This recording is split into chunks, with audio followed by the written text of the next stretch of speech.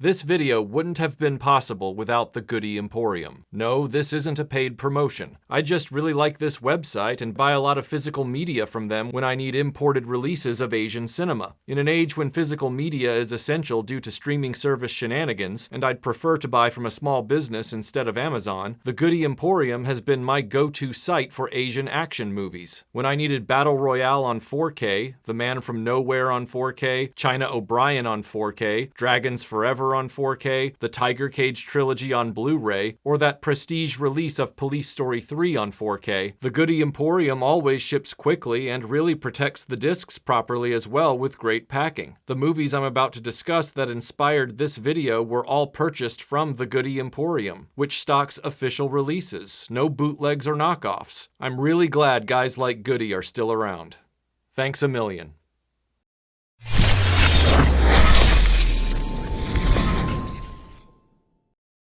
Did you take off the cuffs because you want to fight? No way. I already kicked your ass at the airport. I don't need to.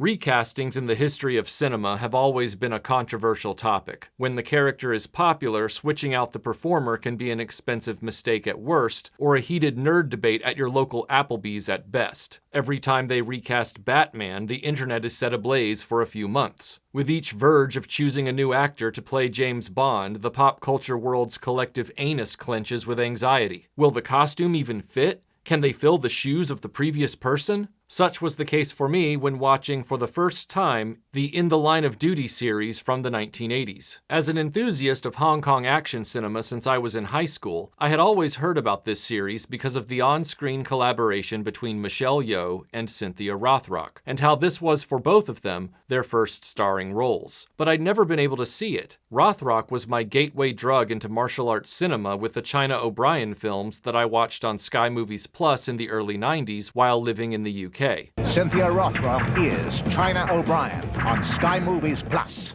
It wasn't too long after that I saw Yeoh for the first time in Super Cop, the Dimension Films edit of Police Story 3.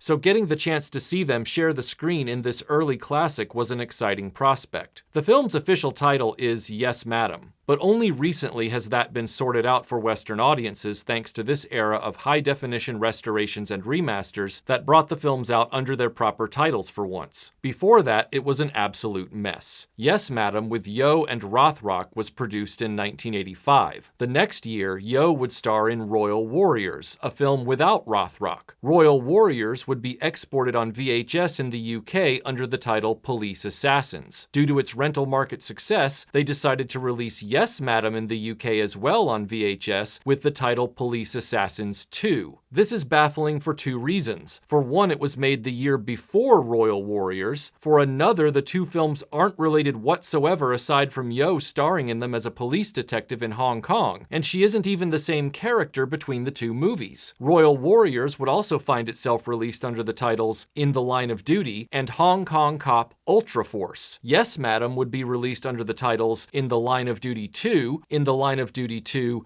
The Super Cops, Ultra Force 2, and would eventually be released on UK DVD as Police Assassins, which was the alternate title of Royal Warriors originally. But since that film was finally released on DVD as Royal Warriors, I guess Yes, Madam didn't need the 2 after its alternate name anymore. Yes, Madam would also be released under the title Red Force 2 in some regions, with Royal Warriors under the title Red Force. But that's gonna get even more confusing in a little bit, so stay tuned.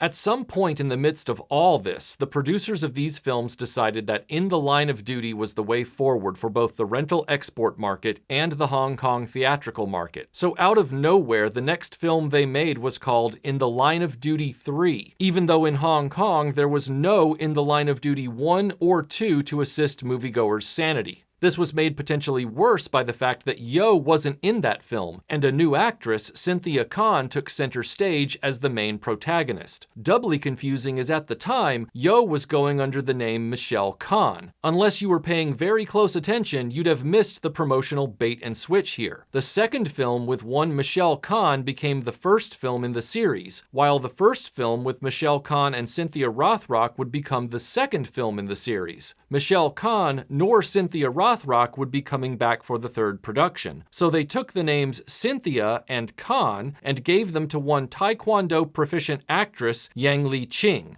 Michelle Khan wouldn't revert to Michelle Yeoh until her American debut in Tomorrow Never Dies, but she was already rocketing into stardom in Hong Kong cinema, and Rothrock had also become a popular action star in the Hong Kong market. Point being, Cynthia Khan might have had an uphill battle replacing them in the eyes of the audience, especially considering her first film was a part 3 to an undefined series that had no obvious prior chapters. The first 2 films were successful martial arts action romps with a typical mix of brutal violence and goofy humor, for which Chinese cinema seems to have a penchant. Yeoh's inherent talent for sharply and precisely delivered stunt work is on full display. Yes, Madam dials up the theatricality of everything around Yeoh and Rothrock, who are playing the grounded characters in a world gone mad. The comic relief troupe of fools, a staple of many Chinese action films, are chewing up the scenery in this film on one side of our heroic duo, while on the other side, the villains are mustache twirlers of the highest order, with henchmen like this guy. To say it's theatrical is an understatement. That takes nothing away from the film's accomplishments. All of what I've just described is part and parcel of Hong Kong cinema of the period, even if that isn't something I've ever been able to really click with as a viewer. However, this is first and foremost an action film, and this movie is a stunt work tour de force, with both Yeoh and Rothrock, despite being in their mutual debuts, demonstrating some of the best martial arts work of their entire careers. With Royal Warriors, the story shifts away from Yes Madam's vague notions of damning microfilm. This time it's brutal violence from Vietnam veterans who want vengeance for the death of their comrade during a botched attempt to stop his extradition during a commercial airline flight. They are literally assassinating police officers. This is a story where the villains aren't as theatrical. There is no comic relief group of stooges. The stakes are brutally high, and the stunt work is insanely good. Weirdly, Royal Warriors, which feels like the more brutal movie, was rated 15 by the British Board of Film Classification, while Yes Madam, which comes off far lighter overall, was handed an 18 rating. 2 successful action films with the beloved Michelle Yeoh at its center, now an Academy Award winner. And now I had to say goodbye to her with the next movie. Admittedly, I was uncertain going into the third film if this would be a recasting as successful as Roger Moore ultimately taking over from Sean Connery, or would it feel like Coy and Vance replacing Bo and Luke? And look, I'm not trying to make disclaimers here to protect Yeoh's self-esteem. She's hardly screaming for my help on that score.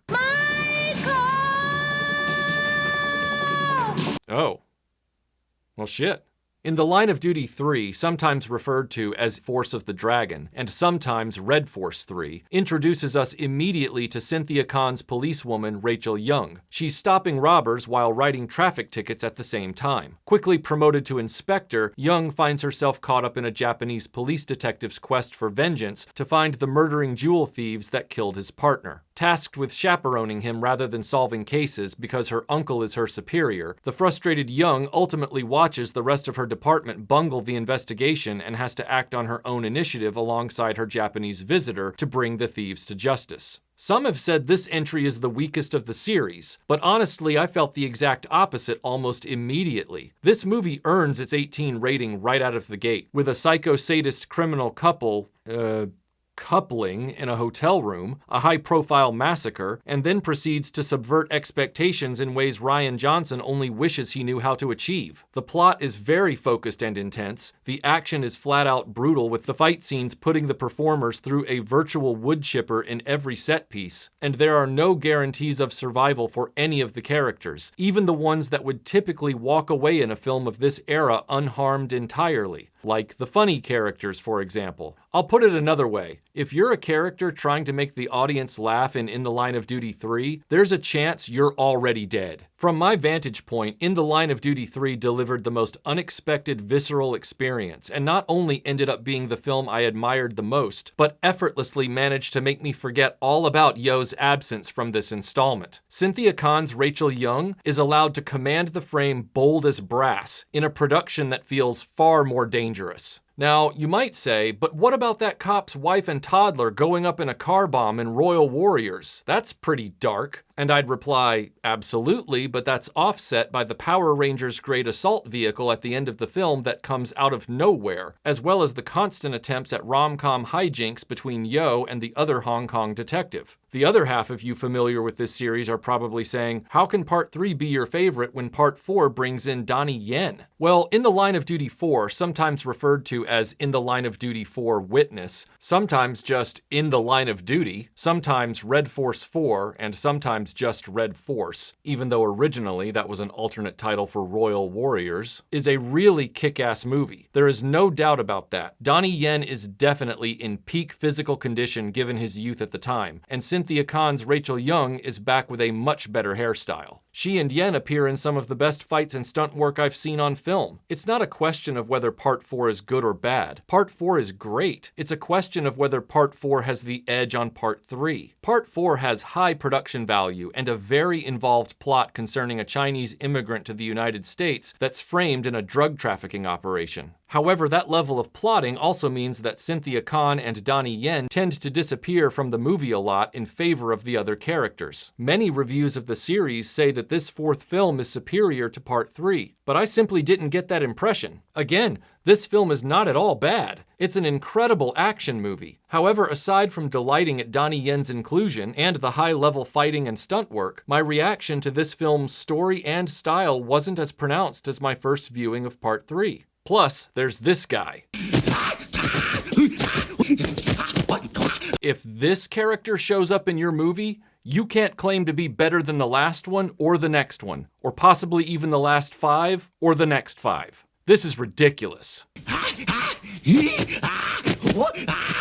Even though Michelle Yeoh didn't play the same character between the first 2 films, the producers decided that Cynthia Kahn would play Rachel Yeoh consistently in each movie. However, I'm only able to discuss the first 4 films because the last 3 are not easily available in the Western market. Cynthia Kahn would play Rachel Yeoh in 3 more installments, in the Line of Duty 5 Middleman, also called Red Force 5, and again in the Line of Duty 6 Forbidden Arsenal, and yes, you guessed it, sometimes called Red Force 6. Kahn's final turn as Rachel Yeoh would come with In the Line of Duty 7 Sea Wolves, sometimes just titled Sea Wolves, not to be confused with Gregory Peck's World War II film of the same name. Oddly, this film, as best I could determine, was never released under the title Red Force 7. But that isn't quite the end. Cynthia Kahn appeared in 2 more action films that have been deemed unofficial installments in this series. The first was Death Triangle, sometimes known as Dragon Force, and oddly also released as Yes Madam, A Serious Shock, despite this film having no official ties to the original Yes Madam or In the Line of Duty. No longer playing Rachel Yeoh, Kahn now plays the role of Lai Ching, a role she would reprise in Yes Madam 5. That's right, even though it would literally be the 9th film in production order, and technically Yes Madam 8, since the original Yes Madam is considered the 2nd film overall. Yet this movie was given the title Yes Madam 5. But wait, there's more. In some markets, it's called Red Force 5. Didn't we already have a Red Force 5, you say? Why, yes, we did. That would have been in the Line of Duty 5 Middleman. How can this be? I don't know. Red Force was the name given to these films sometimes in Germany, a market that also sometimes released them under the Ultra Force moniker. However, it seems Red Force was also the title used in Bratislava, of all places. Moneypenny, I'll need travel documents for Tangier via Bratislava. So yes, there are 2 Red Forces, Royal Warriors and In the Line of Duty 4, and 2 Red Force 5s, In the Line of Duty 5 and Yes Madam 5. Oh, and before I forget, there's also another unrelated Cynthia Kahn film called Queen's High that was given the title Red Force: The Beginning. Not sure if The Beginning is intended to be prior to Royal Warriors or prior to In the Line of Duty 4, aka Red Force 4, aka Red Force. Regardless, the amazing feat of this series is that despite beginning with an actress who lit up the screen almost instantly to the extent she would become an A-list global superstar, it found itself having to replace her midstream, yet managed to establish Cynthia Kahn so seamlessly within minutes of her debut.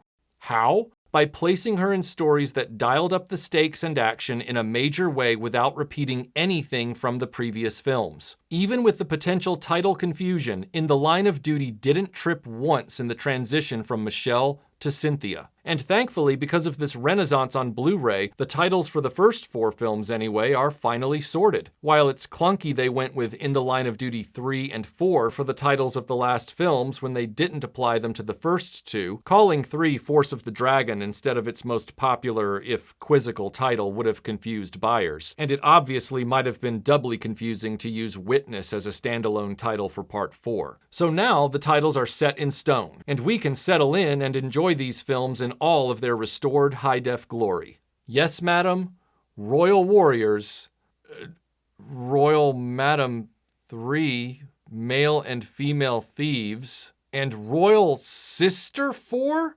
Witness? God, it's starting again? I can't take this. I can't. Oh my God. Michael!